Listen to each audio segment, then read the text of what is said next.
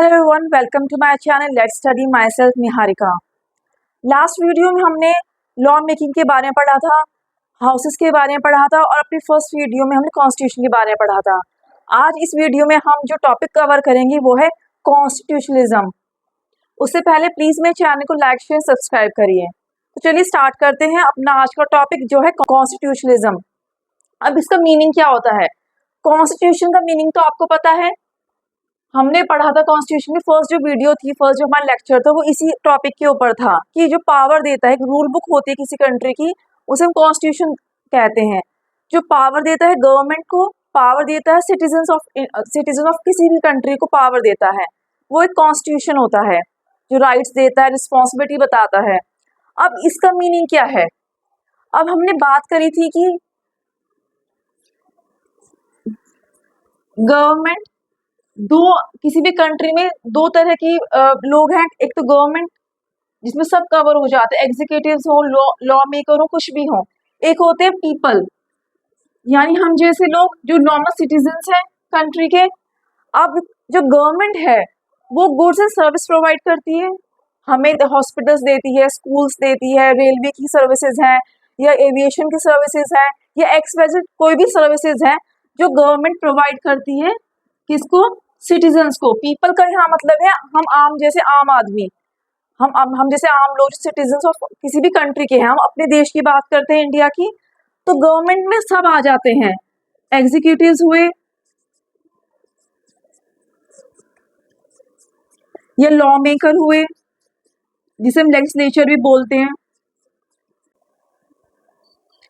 अब इसमें एग्जीक्यूटिव्स कौन होते हैं? एग्जीक्यूटिव्स होते हैं जो इम्प्लीमेंट करते हैं लॉ को, और लॉ मेकर कौन होते हैं? लेजिस्लेचर्स, जिसके बारे में हमने पढ़ा था लास्ट क्लास में अपनी। तो ये सब गवर्नमेंट में आते हैं, सब कुछ जितने भी सब हैं मैंने सब गवर्नमेंट के अंडर में ले लिए हैं। और पीपल में जैसे सिटीजन्स जो होते हैं, सिटीजन्स ऑफ इंडिया, वो हो गए पीपल। अब जो गवर्नमेंट है वो गुड्स एंड सर्विसेज प्रोवाइड करवा रही है, गुड्स एंड सर्विसेज, ठीक है। अब जब government goods and services provide करा रही है पीपल को, सिटीजन्स को, तो गवर्नमेंट के पास पावर है इसलिए तो करा रही है, रिसोर्सेज है उनके पास। अगर मैं किसी कुछ चीज दे रही हूँ तो मेरे पास उसका मतलब बल्क में है वो चीजें, तो जब भी मैं किसी को दे पा रही हूँ, अगर मेरे पास लिमिटेड होगा तो मैं किसी को नहीं दूंगी, अपने यूज के लिए इस्तेमाल करूंगी। तो जब सिटीजन्स है, पीपल है, उनके पास लिमिटेड है रिसोर्सेज, इसलिए वो वीक कैटेगरी में आ जाते हैं, वो गवर्नमेंट से मदद लेते हैं, जैसा आपको पता है। और गवर्नमेंट क्या है? उसमें सब आए मेकर्स हैं वो एक तरीके से।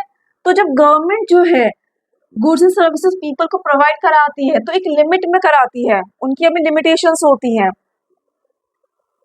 गवर्नमेंट ऐसा तो नहीं कुछ भी प्रोवाइड करा देगी, या किसी को भी सपोज यहाँ 10 है, किसी भी एग्जाम्पल 10 कोई पीपल रह रहे हैं, ऐसा तो नहीं है किसी 5 को ज्यादा प्रोवाइड करा देगी, 5 को कम करा देगी, ऐसा तो नहीं है। तो विद इन लिमिट्स वो अपनी विद इन पावर्स जो दी हुई है गवर्नमेंट को, वो लिमिटेड पावर्स जो दी हुई हैं, एक लिमिट एरिया दिया हुआ है, उस लिमिट के बाहर वो नहीं जा सकते हैं, उसको हम कॉन्स्टिट्यूशनलिज्म बोलते हैं।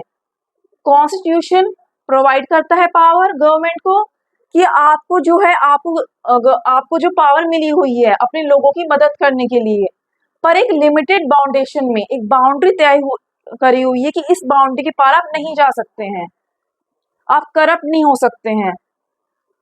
मैंने वही बताया कि ऐसा नहीं है कि 5 लोगों को ज्यादा दे दिया, 5 को कम दे दिया, जबकि जरूरत सबको बराबर है। हम थियोरेटिकली ये मानते हैं कि गवर्नमेंट जो है करप्ट नहीं होती है, तो गवर्नमेंट जो है इक्वली सबको देख रही है, सबको रिसोर्सेज दे रही है। अगर हॉस्पिटल कोई खोल रहा है, वो ये तो नहीं है कि हाँ ये सेक्शन ऑफ सोसाइटी आएगा, ये नहीं आएगा। तो वो जो लिमिटेशन जो तय हो रहा है उस सिचुएशन को हम कॉन्स्टिट्यूशनलिज्म बोलते हैं। अब जो हमारा कॉन्स्टिट्यूशन है वो पावर्स देता है, जैसे मैंने बात करी है, हमारा जो कॉन्स्टिट्यूशन जो है जो पावर्स देता है किसको? गवर्नमेंट को सपोज पावर दे रहा है, ठीक है। अब ये जो पावर्स हैं ये तो एक डिफाइन नहीं करता है गवर्नमेंट को किसी भी, कि अगर सपोज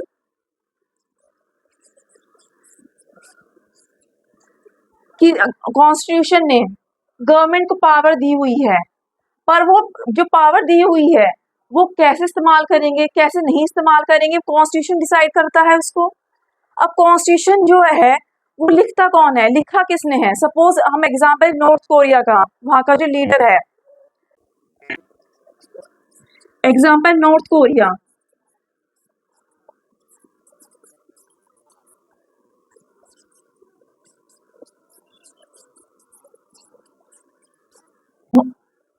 हम एग्जांपल लेते हैं, पहले एग्जांपल समझते हैं। हमने एग्जांपल लिया नॉर्थ कोरिया का, उसमें भी कॉन्स्टिट्यूशन है, हमारे इंडिया में भी कॉन्स्टिट्यूशन है, अमेरिका में कॉन्स्टिट्यूशन है। अब अंतर क्या है? अब जो मैंने बात की है विद इन लिमिट्स, जो पावर्स की हमने बात करी कि पावर देता है कॉन्स्टिट्यूशन गवर्नमेंट को, हम एग्जाम्पल समझते हैं। अब नॉर्थ कोरिया है, आप जानते हैं नॉर्थ कोरिया में डिक्टेटरशिप है एक तरीके की। क्यों है वो? हमारे इंडिया में भी कॉन्स्टिट्यूशन है, डेमोक्रेटिकली है, वो डेमोक्रेटिक है, यहाँ सब कुछ चीज की फ्रीडम है लोगों के पास, गवर्नमेंट चूज करने की, आने जाने की, सब कुछ की फ्रीडम है। पर नॉर्थ कोरिया में भी कॉन्स्टिट्यूशन है, पावर्स डिफाइन है, पर वहाँ डिक्टेटरशिप है। वहां का जो लीडर है किम जोंग उन, कॉन्स्टिट्यूशन उसने ही लिखा है। अब सपोज मैं अपने बारे में, अगर मैंने कोई कॉन्स्टिट्यूशन लिखा है, मैंने कोई पावर डिफाइन करी है, तो अब मैं अपने बारे में गलत क्यों लिखूंगी कि हाँ ये पावर मैं दे रही हूँ तो ये पावर मुझ पे ही गलत इम्पैक्ट करे? नहीं, ऐसा तो मैं लिखूंगी कि हाँ अगर मैं गलत कर रही हूँ तो मुझे ये पनिशमेंट मिलनी चाहिए। कोई अपने बारे में गलत क्यों लिखेगा कि अगर गलत हो रहा है तो दूसरों के बारे में लिखेगा, हाँ अगर ये गलत हो रहा है इसको ये पनिशमेंट दो, उसको वो पनिशमेंट दो।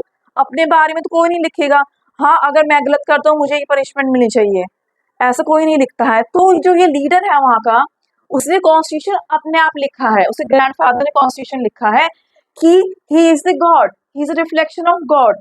उसने जो कह दिया वो कह दिया। तो कॉन्स्टिट्यूशन पावर देता है, पर खाली कॉन्स्टिट्यूशन ही सब कुछ नहीं है। एक उसने एक दायरा दे दिया है आपको, एक पावर दे दी है, पर कॉन्स्टिट्यूशन जो है, सपोज इसने लिखा है कॉन्स्टिट्यूशन, वो रिफ्लेक्शन है गॉड का, उसने बोला मैं रिफ्लेक्शन हूँ गॉड का, जो मैंने कह दिया वो कह दिया। आपको वहां के बारे में पता होगा कि कितना स्ट्रिक्ट है, वहां लोग आ नहीं सकते हैं, इंटरनेट नहीं है, कहीं आप बात नहीं कर सकते हैं। तो ये सब डिफाइन किया है इसने।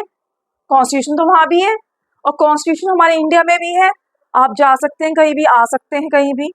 तो ये डिफरेंस है, पावर यहाँ भी दी हुई है, पावर हमारी कंट्री में भी दी हुई है, बट हमारा जो कॉन्स्टिट्यूशन है वो पीपल ने लिखा है, मतलब हम जैसे लोगों ने ही मिलके लिखा है।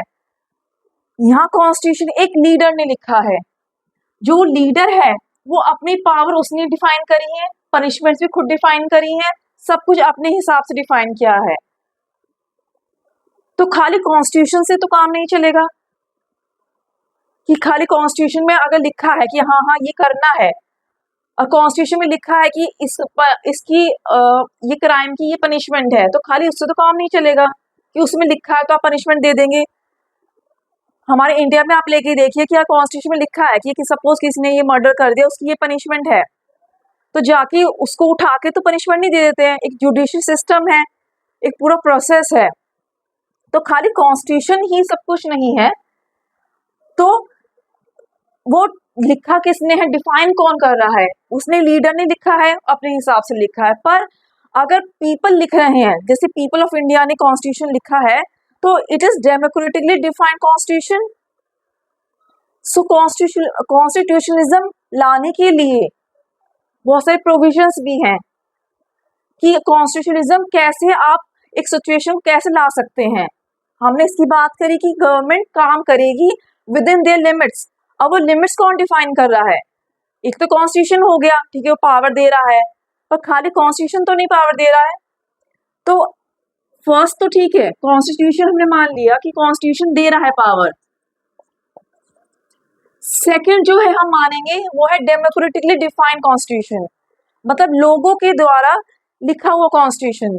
People are writing the constitution. When people will write the constitution, they will write according to the benefits for all the society. वो अपने अकॉर्डिंग तो नहीं लिखेंगे, हाँ मैं अपने अकॉर्डिंग ही लिखा हूँ, जैसे नॉर्थ कोरिया में चलता है। So second point should be कि the constitution should be democratically defined. अब जो प्रॉपर डेफिनेशन है कॉन्स्टिट्यूशनिज्म की वो है कि it means system having limited government, means government having the limited powers, limited area of powers. It is governance system whose powers are not unrestricted and arbitrary. Arbitrary means कि जो मेरा मन चाहे वो मैं कर लूँ. ऐसा तो नहीं है गवर्नमेंट का कि जब मन चाहा ये टैक्स लगा दिया, जब मन चाहा वो टैक्स लगा दिया. उनकी भी लिमिटेशन डिफाइन है. System having a limited government. Limited government का मतलब है कि उनकी लिमिटेड पावर्स है. एक ये प्रॉपर डेफिनेशन है कॉन्स्टिट्यूशनिज्म की कि जो कॉन्स्टिट्यूशन जो है पावर्स तो प्रोवाइड कराता है, पर खाली कॉन्स्टिट्यूशन से काम नहीं चलता है. कोई भी लीडर उठा के कोई रूल बुक लिख देगा, जैसे मैंने एग्जांपल नॉर्थ कोरिया का लिया है.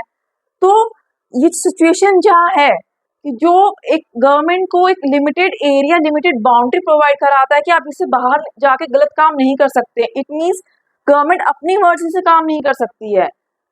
अगर अपनी मर्जी से काम करेगी, सब कुछ उनके हाथ में होगा, तो करप्ट हो जाएगी, जो रूल्स रेगुलेशन लिखे हैं उसे वायलेट कर देगी.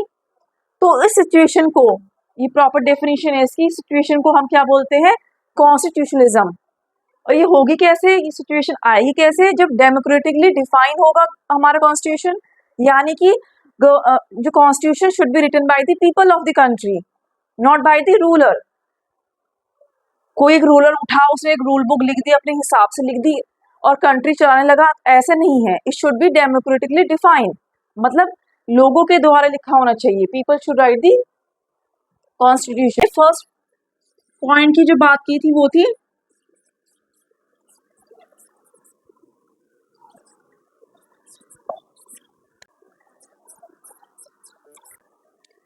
हमने जो फर्स्ट पॉइंट की बात करी थी कॉन्स्टिट्यूशनलिज्म आएगा कैसे, वो था डेमोक्रेटिकली फॉर्म गवर्नमेंट. यानी जो गवर्नमेंट है वो डेमोक्रेटिकली फॉर्म होनी चाहिए, जो पावर्स है democratically should be written by the people. तो कॉन्स्टिट्यूशन को राइटली वर्क करने के लिए पहला पॉइंट है डेमोक्रेटिकली फॉर्म गवर्नमेंट. अब ना सेकंड इज, हम इसको समझते हैं एक एग्जांपल के थ्रू. हिस्ट्री में जो एग्जांपल है, बहुत ही फेमस किंग है, वो है शाहजहां. सब जानते हैं उनके बारे में. उन्होंने ताजमहल बनवाया है. जब उन्होंने ताजमहल बनाने के लिए कहा था, तो उन्होंने क्या कहा था कि जो ताजमहल बनाएगा, I will give him the reward, मैं ये रिवॉर्ड में दूंगा. जिन जिन लोगों ने ताजमहल बनाने में हेल्प करी है, उन सब मजदूरों को या सब जो लोग हैं उनको मैं गोल्ड दूंगा या कुछ भी ये सब मैं दूंगा. अब उसके बाद क्या हुआ, जब ताजमहल पूरा बन गया, उसके बाद आप सब जानते क्या हुआ, उसने हाथ काट दिए. अब now he is the law maker.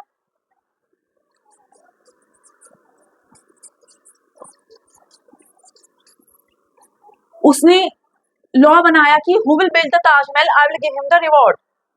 ठीक है, उसने रिवॉर्ड के लिए एक लॉ बना दिया कि who will make the Taj Mahal, who will build the Taj Mahal, I will give him the reward. उसने लॉ बनाया, फिर इम्प्लीमेंट भी किया. He was the maker. Maker भी वो खुद ही बन गया. इम्प्लीमेंट हुआ जब ये लॉ, आप सब जानते ताजमहल बन गया, सबने देखा भी है. इम्प्लीमेंट भी खुद किया. अब जब वो लोग, उन लोगों को बोला गया कि आपको रिवॉर्ड मिलेगा, उसके बदले उनके हाथ काट दिए. अब वो जस्टिस के लिए किसके पास जाएंगे, शाहजहां के पास ही जाएंगे, because he is a king. Royal court में वो ही बैठा है, he is the justice provider.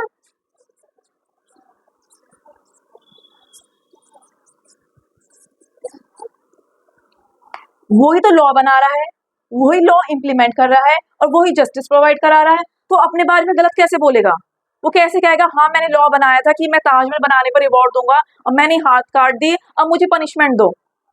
वो ऐसा क्यों कहेगा, नहीं कहेगा. कॉन्स्टिट्यूशन तो उस टाइम भी था, रूल बुक तो उस टाइम भी रही होगी. कॉन्स्टिट्यूशन नहीं रहा होगा, किसी और नाम से रहा होगा, किसी और नाम से लॉ बना होगा. लिखा हुआ तो उस टाइम भी होगा, हाँ ये होने पे ये होगा, ये होने पे ये होगा. लिखने वाला कौन है, एक ही किंग है. इम्प्लीमेंट करने वाला कौन है, वो ही है. और जस्टिस कौन प्रोवाइड करा रहा है, वो ही है. तो अपने बारे में गलत कैसे करेगा. तो यहाँ पे एक आइडिया आता है कि power should be divided among the people. तो 3 सेक्शंस बनाए गए. वन इज कि one will make the law, that is law maker. Second is will implement the law. अब मैंने लॉ बना दिया है, अब जो दूसरा कोई है, बी है कोई, वो लॉ इम्प्लीमेंट करेगा. He will implement the law. ठीक है। अब जो थर्ड पर्सन है, सी कोई डिपार्टमेंट है, he will provide the justice judiciary. So when powers are divided into different people, that is separation of power. ठीक है, हम इस सिचुएशन की बात कर रहे हैं, लिमिटेड पावर्स की बात कर रहे हैं कि उनका जो कोई भी एक रूलर है, पहले टाइम में रूलर थे, अब गवर्नमेंट हो गई है, तो गवर्नमेंट ने को पावर्स दी हुई है कि आपको गुड्स एंड सर्विसेज प्रोवाइड करानी है, पर उनको उनकी भी एक लिमिट डिफाइन है। वो लिमिट जो डिफाइन है वो इस कॉन्स्टिट्यूशनिज्म के अंदर में आती है। अब इसको फुलफिल करने के लिए एक तो डेमोक्रेटिकली फॉर्म गवर्नमेंट होनी चाहिए, यानी कि लोगों के द्वारा चुने हुए होने चाहिए, ना कि जैसे नॉर्थ कोरिया में है, ये मैं बता चुकी हूँ। अब क्या है, जो हमारा जो पावर्स है वो सेपरेट होनी चाहिए हर डिपार्टमेंट में। ये नहीं है कि एक सपोज एग्जांपल है कि एक बन गया, जैसे मैंने शाहजहां का एग्जांपल दिया है आपको अभी हिस्ट्री में से, एक लीडर हो गया, वो ही सब कुछ करेगा, वो गलत भी करेगा तो ही उसकी चलेगी, वो सही करेगा तो उसकी चलेगी। तो उसके बाद ये आइडिया आया कि we should divide the powers and this is known as separation of power. इसको हम क्या बोलते हैं, सिचुएशन को हम क्या बोलते हैं, सेपरेशन ऑफ पावर। जब पावर डिवाइड कर दी जाती है डिफरेंट डिफरेंट पीपल में, to take care the law, to take care the society, to take care the country, तो that is separation of power. This department will make the law, this will implement it, and this will take the judiciary, justice. They will provide the justice. किसके साथ गलत हो रहा है तो they will provide the justice to that people. So rather than having power to one person, एक person को power देने के बजाय हम powers को divide कर देते हैं, because if one person will have the power, then he will abuse the power, he will violate the power, वो अपने according चलेगा। So these two provisions are there. इसके अलावा भी और प्रोविजन है, वो हम नेक्स्ट वीडियो में कवर करेंगे।